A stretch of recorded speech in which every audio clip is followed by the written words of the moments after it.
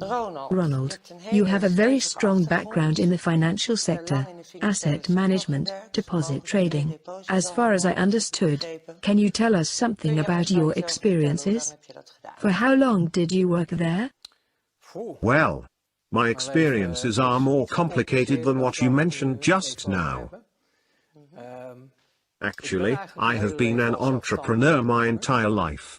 Independence being the key component to me. I have once tried being an employee, but that didn't work out.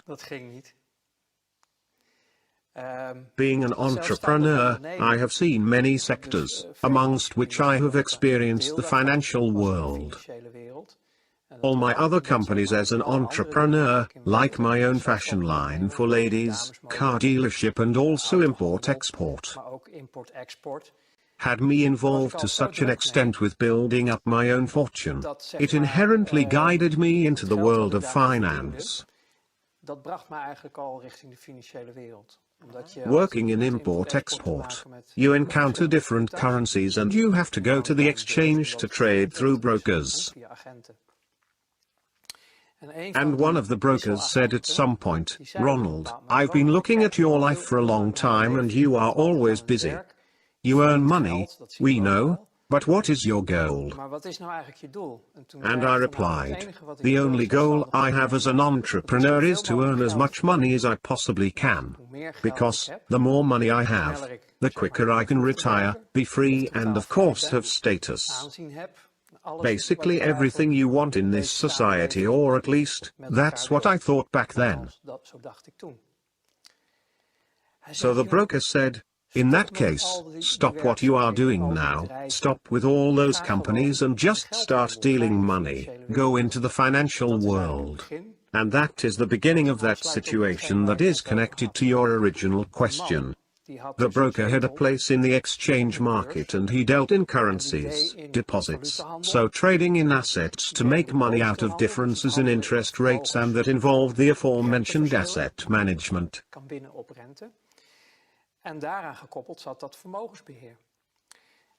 Those three aspects together formed the interested package I said yes to.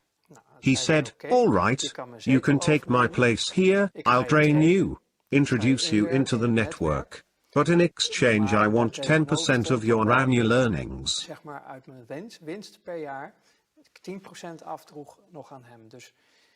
So he basically sold me his spot in the financial world and asked a 10% commission, which I paid him. I said, "Yes, fine with me." Then he replied, "There is one thing you need to know. If you can't put your conscience in the proverbial freezer, and I don't mean on -18 degrees, but on -100 degrees, then don't get involved in this." That was the message. You want a lot of money, you can obtain that, I can help you, but it comes at a great cost. Because you cannot do this with a clear conscience. Well, I laughed at that. I was young and naive. From my youth, from the way I came into life, my far from ideal youth led me to develop a certain view of the world and humanity. What do you mean by that? No warm, loving family? My mother always did the best she could to make us feel loved. But she was hampered by that due to the behavior of my father, who caused us to feel more like we lived in a war zone with each other. That isn't an exemplary situation to grow up in. And as a child growing up like that, led me to believe that the world and humanity are far from great.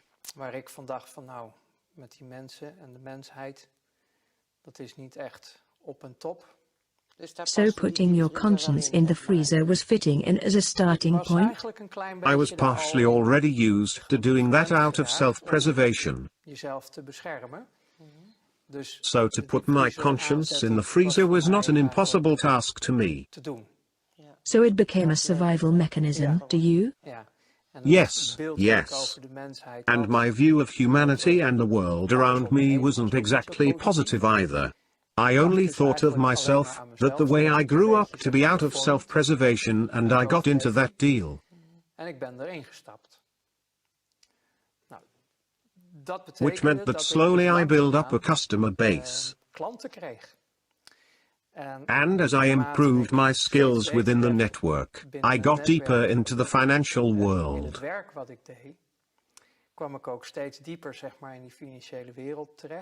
And then it turns out the world is really small, and you keep noticing that. Even when I was still working in import-export, dealing in grain and such, you notice it is just a small circle. And if we talk about the hardcore circle in the financial world, I don't mean Miss Jean at the bank, but the big global flows of money which you use for trading. De grote geldstromen die op aarde rondgaan, waar je mee gaat handelen. You are talking about worldwide cash flows, so not the Netherlands in particular where you started working?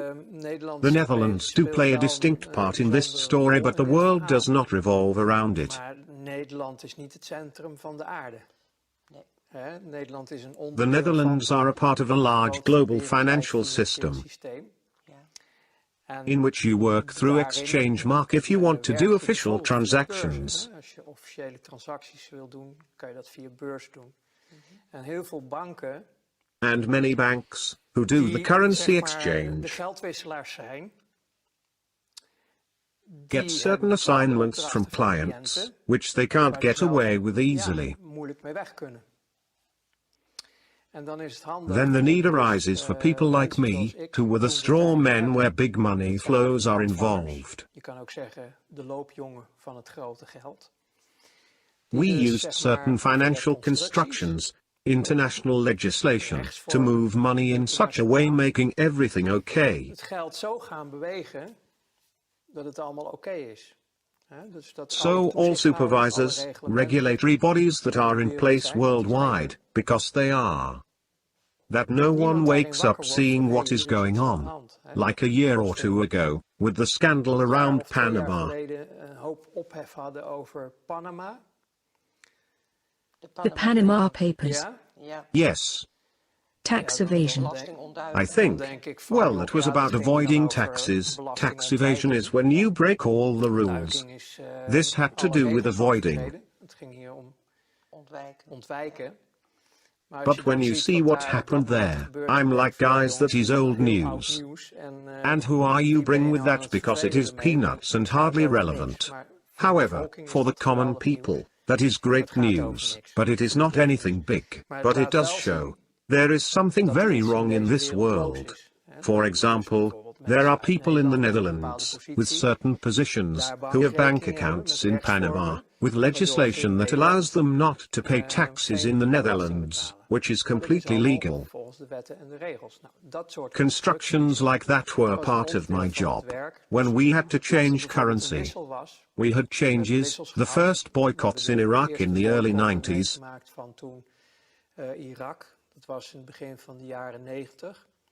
When there was a boycott in Iraq because of the war that started there. And we were confronted with what we called Iraqi dollar. Iraqi dollars, which were actually American dollars. The American dollar has a direct relation to the oil prices, which made it a world trading currency backed up by oil. As long as that connection is in place, the dollar has a value. Officially, the Iraqi people weren't allowed to sell their oil due to the boycott. In theory, that is, because never before there was such a big business in oil. With discounts in this case, because officially it wasn't allowed, so with discounts it still crossed the borders. These dollars, because the energy was always paid in the dollars, so the Iraqi dollars had to go somewhere. You couldn't just take them to the desk at the bank because of all the regulations and checks did provide a certain protection. Because money laundering and criminality wasn't anything new back then. Now we call it terrorism. But that was then also the case. So, then you need people to take the heat. As straw men, you got invited to a bank, for example, in Germany's, with basements full of trucks filled with money. And then you think, sure. trucks, transports. A busy company. Come with me. Then they show you they are all filled to maximum capacity with dollars. And they tell you we need to get rid of all this cash. So change them pounds, German marks, this, that, in such way, and it needs to go there and there. Are we now talking about money laundering? Well, processing cash. Processing cash in such a way that we can legally reintroduce it into the money circuit. So that was your task? That was an assignment my colleagues and I got. You are never alone on an assignment, because you cannot do this on your own. It is not possible. We all know Scrooge McDuck scooping money with his shovel. Well, we literally had to do that over there. It was impossible to process all at once. So, then you need to find a way. Cash used to be the predominant way of paying, where nowadays most is digital. But you tried to find a way to process the cash. How do you reintroduce the cash into the circuit so Iraq can deal in its soil without being hampered? Because they are the ones that own the money. Iraq doesn't want. Look, you mentioned money laundering, but what it was about the boycott, Iraq had to stick to the rules, and buy, you know, everything you want to know about the world. You can know by following the money. That is the bottom line. Everyone can say blah, blah, blah, but make sure you follow the money, then you'll find the truth. Same thing goes for that situation. So the only thing Iraq and their buying partners wanted was to remain free of any accusations. Because the partners who bought it were the ones placing the boycott in the first place, but they are actually all friends on the same side. Everybody thinks there are opposites like good and bad guys in the world. But on the higher levels, it is just a game and they are all working together. However, they do have to stick to the rules and regulations they themselves have created to keep the rest of society suppressed and make sure that it will not be too crowded at the top. So you have to play by your own rules. So what is going on there is to make sure that nobody can trace you, apart from the elite themselves. Nobody in lower ranks can find out what really happened. Compartmentalized, that's how we call it. Yes. Everyone knows only his own little piece.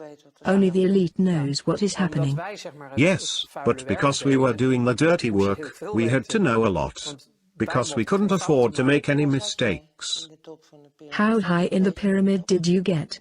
Were you close to the top of the pyramid? Well, we were communicating with them. My ego would have loved it when I got to this position of belonging to the top itself. Nowadays we still talk about 8,000 to 8,500 people in the world who run the entire world.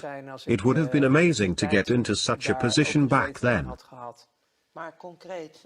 All right, but if we say the top knows 100%, can you estimate how much you knew and understood of what happened? In my work, I had to know 100% of what was going on. There was no other way, because of the interests of the people involved were huge. Especially for the top. If I wouldn't know all the details, I would end up making mistakes. Which would cause a spin-off, because those mistakes would be detected. Then the people that don't know anything about it would interfere. We are talking about having nerves of steel to function at this level. So did you have nerves of steel? Yes, it worked just fine. The freezer worked very well for you. Yes, I played at the highest level for about 5 years. And then it was totally over, out and done with. That was a very intense moment for me. That happened suddenly? Well, no, the thing is, I gave a small example of what was involved.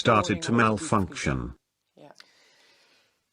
There were things happening. For example, I went to a different trade market and one of my colleagues there said, "Ronald, you remember that case with the Italian lira? I sometimes mention that during talks as well.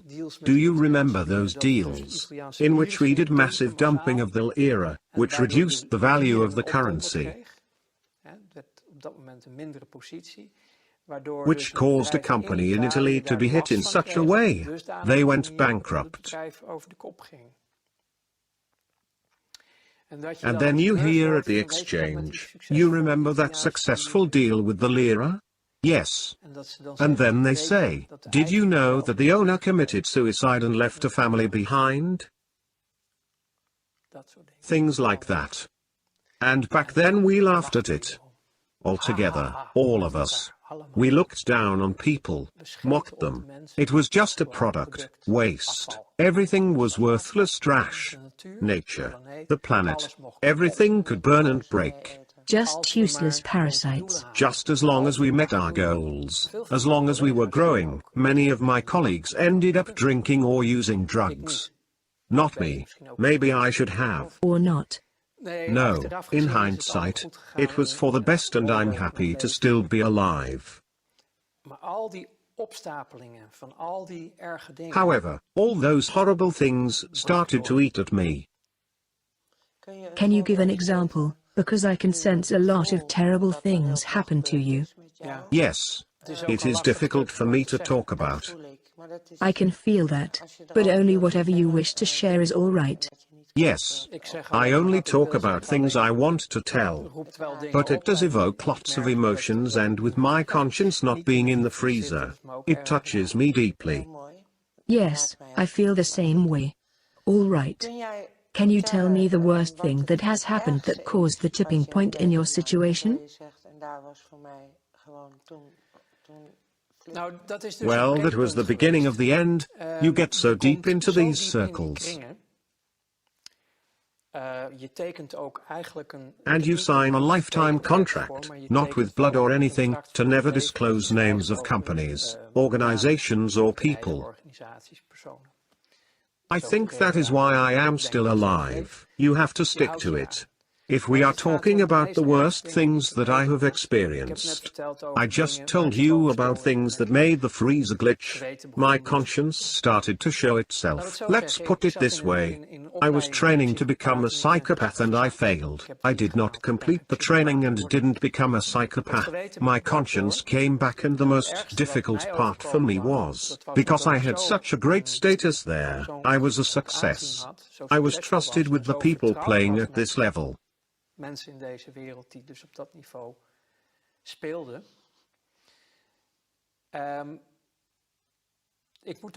To put it carefully, most of these people followed a not very mainstream religion. So, you have Catholics, Protestants, all sorts of religions. These people, most of them, were Luciferians.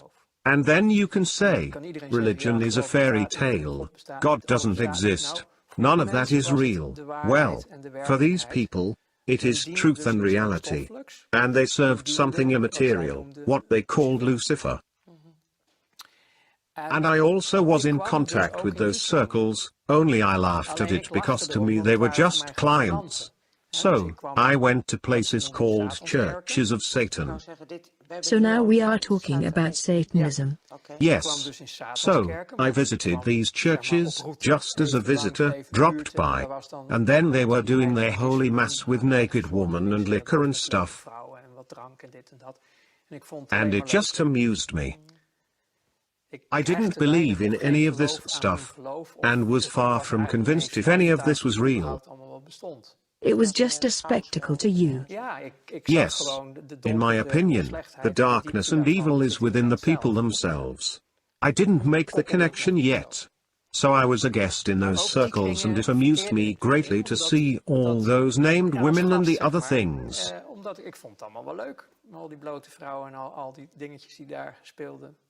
It was the good life.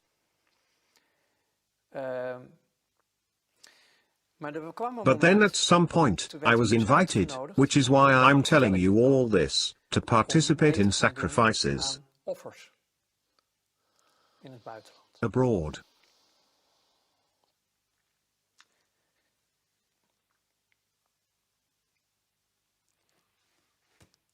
That was the breaking point.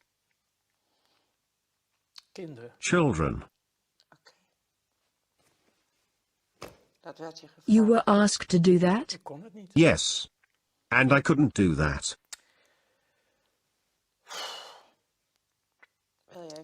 Would you like to stop for a moment, by the way? No. And then I started to slowly break down. I lived through quite a lot as a child myself, and this really touched me deeply. Everything changed. But that is the world I found myself in. And then I started to refuse assignments within my job. I could no longer do it, which made me a threat. I was no longer capable of functioning optimally. My performance started to shake and I had refused tasks. I had not participated. The purpose of the whole thing, eventually, in that world, is that they have everybody in their pocket. You need to be susceptible to blackmail. And blackmailing me proved to be very hard if I look back on it. They wanted to do that through those children. And that broke me. Is that, you are not telling me something new, what they also do in politics? If you Google this, you'll find enough worldwide witness accounts to know this isn't a Walt Disney fairy tale. Unfortunately, the truth is that worldwide they have been doing this for thousands of years. I once studied theology, and even in the Bible you find references to these practices with Israelites. The reason the first 10 tribes were banished to Babylonia was because of these rituals with children, including the sacrificing of children. So this is pertinent. All this made me believe, because I realized there was more to life than meets the eye. There is a whole invisible world. It is real. You really do talk about a dark force and a manifestation of light. So, I resorted to studying theology to make sense of it all. And psychology as well, if I remember correctly? Yes, but that I did in my first life, because through commercial psychology, mass psychology, I was able to manipulate situations for my own benefit. That is scary, because if you dig into that you find Tavistock Institute and mind control, MK Ultra, Monarch and the like. Yes, that is correct, but that was all part of the job. Through training at the job, I got into that more deeply, because when you are making deals, you also need to manipulate the media. You have to manipulate lots of things because nothing can be seen as it is. Everything has to appear to be something different. You see the people as a flock of sheep. You put a couple of border collies and drive them in a direction. And to be honest with you, I still see that happening around me. People are still, through the systems and methods that we ourselves used to use, being treated in that same way, and it still works. People still don't understand how it really works and are still on the level of as long as I have my beer and whatever, completely self-absorbed, also a survival mechanism. I mean, it is the program after all. But you still see how stupidly easy it is to put people in a certain direction, when you are the one pulling the strings. That is mass psychology. Yes, and later, much later, in all those studies and discoveries, I found a document which they are claiming is bullshit, of course, the Protocols of Zion. And nowadays I recommend everyone to read the whole of that incredibly boring document. Just work through it, read it though. We are also talking about Zionism. Yes, of course. If you read the Protocols of Zion and really study them and understand, then it is like reading the newspaper of the daily life. How from their position of ultimate power, and ultimate it has literally become, But that is only because the people don't stand up for themselves. They don't realize what reality is. And we have all been programmed. If you dare to say you are against Zionism, then you are branded an anti-Semite. The negative, you can say evil, the Luciferians, the Satanists, whatever you wish to call it, it is a real entity. I have found that what is written in the Bible, and not just the Bible, you can find it in so many books. There really has been a moment of separation from the manifestation of light, in which a group went their own way and are carrying an intense hatred, anger.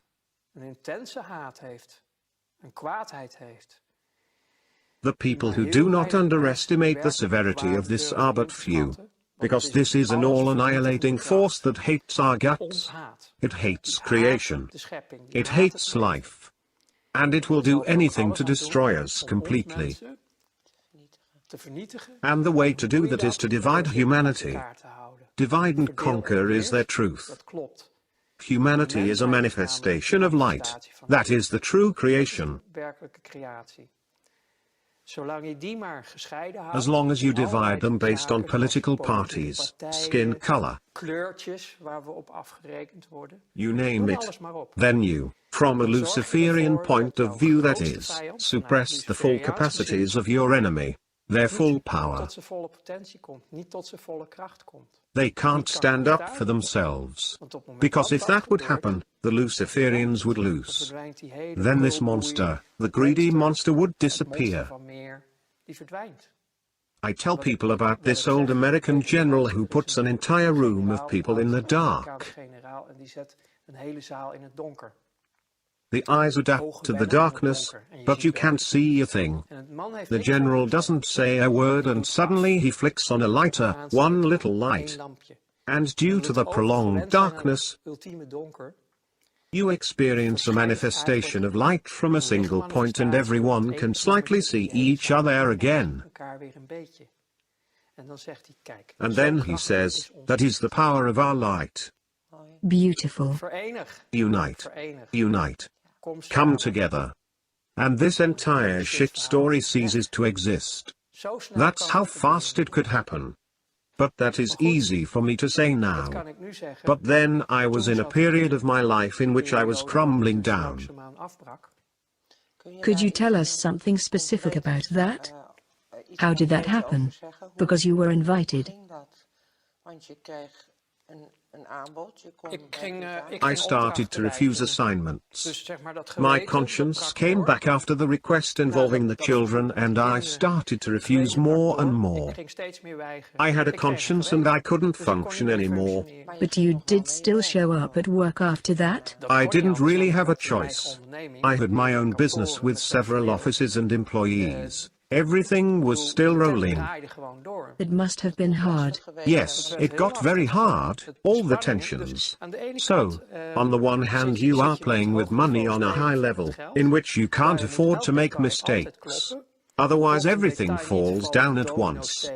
Your entire business is ruined, everybody involved, including yourself. Then you are really screwed. So that brings a lot of stress, factoring in the resurfacing of a conscience. I was warned off when I got into this. Don't do it if you can't put your conscience at -100 degrees in the freezer. And you probably realized that then? Yes, I heard myself laugh at it back then, but it wasn't a joke at all. I totally did not understand where I really got into. And your proverbial freezer was switched off? Broken. I couldn't do it anymore. So, I tried to work through it, keep up appearances. I didn't know how to get out of this.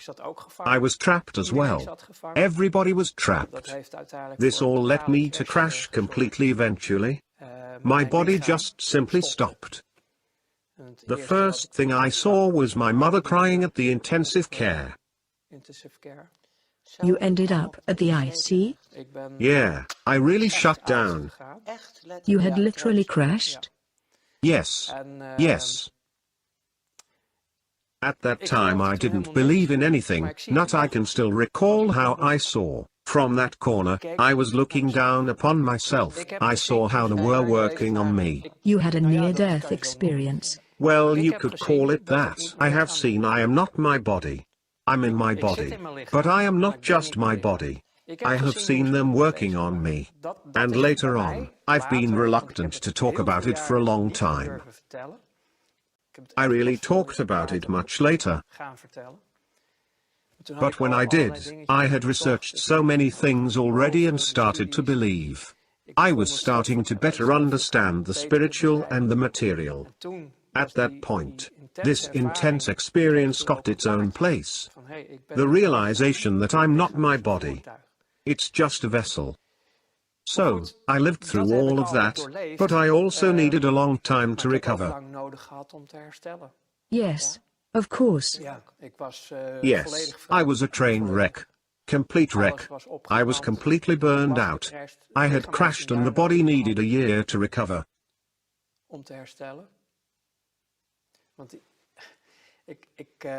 Because I don't really want to get into it now, but in those circles, I got tortured physically during my exit time. This was in order to make sure I would never break the contract of secrecy. So, I was taken for a certain amount of time. I was treated. All those factors together just increased the stress I was experiencing. Literally running full speed towards my own end. Do you mean abductions, as well call it, or programming? No, they exposed me to certain types of torture. That makes sure you'll never damage anyone in that world. I didn't realize that back then, so this is all from hindsight. It did all happen that way. So the end of my first life was so extreme that I couldn't handle it anymore. I couldn't handle it anymore, in no way. However, my mind power was so strong that it only happened within to my own body. That was, well, I didn't know what to do anymore. There were no options left for me. So that is why sometimes I think, of course that is not true, but I wish, like so many colleagues, I had taken the drugs and alcohol route. At least my end would have been more gentle, because most of them are just dead by now. Even though I know there are more strawmen walking around, there are little still alive whom I knew back then. Most of them are already gone. Well, I was dead too, but I'm still here. So, you still have something left to do. Yes. I suppose you could say that, but that is, I can't say in short, since I don't know how long we have been talking, the world that I found myself in. If you have any specific questions, then I can answer them, but I had hoped to be more concise, but I just don't know how. Well, you have my gratitude for all you have shared. To me, it is still a very big deal.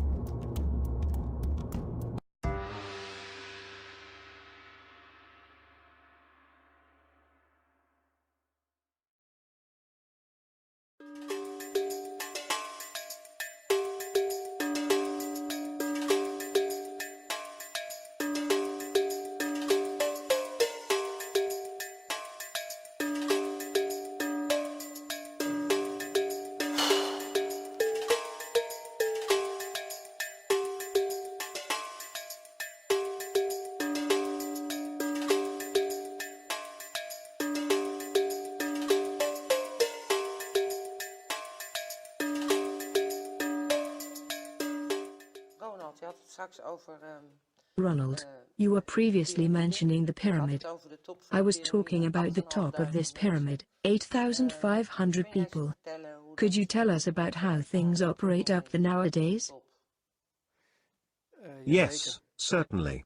These 8,500 people make use of a monetary system, a financial monetary system,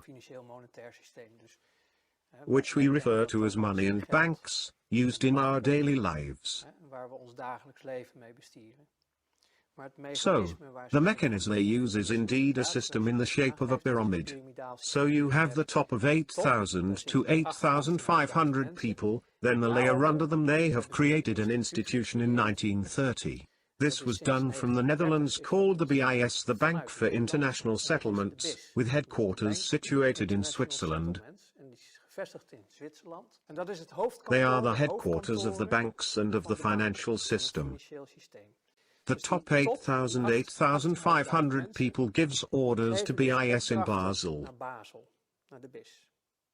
from which it propagates downward through the system to be executed. We know Basel from the Basel agreements. It went wrong with the banks and then we got Basel I, Basel II, Basel III. Some people have heard of the agreements or read about them in the newspaper. That's all about the BIS. So, as I just said, this came into existence in 1930, originating from the Netherlands.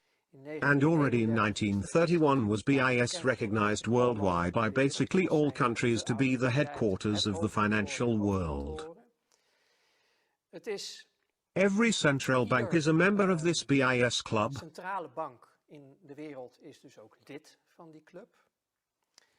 which is a civil organization, not a governmental one, who have a headquarters agreement that describes in total what the BIS stands for.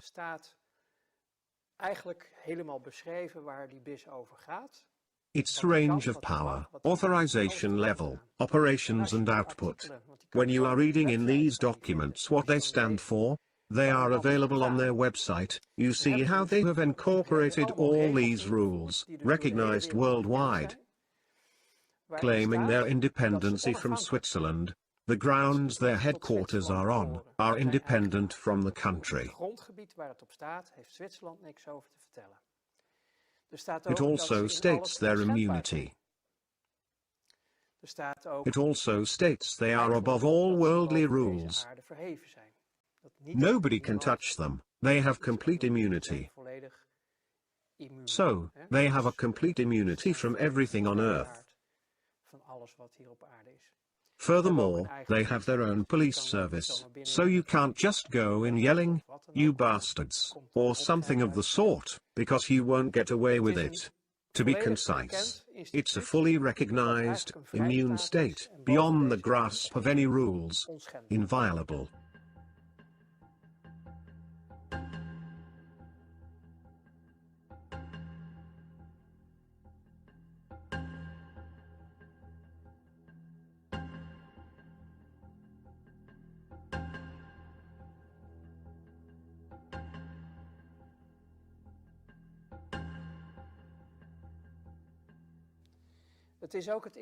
This institute was also the location during World War I and before, in which the so-called enemies, the Nazis and their allies met up, in which they traded gold raided from Jewish people of states or other people.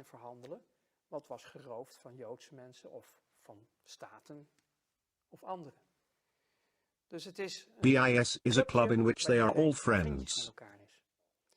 And these headquarters maintain the monetary system as it is and assures the amount of currency.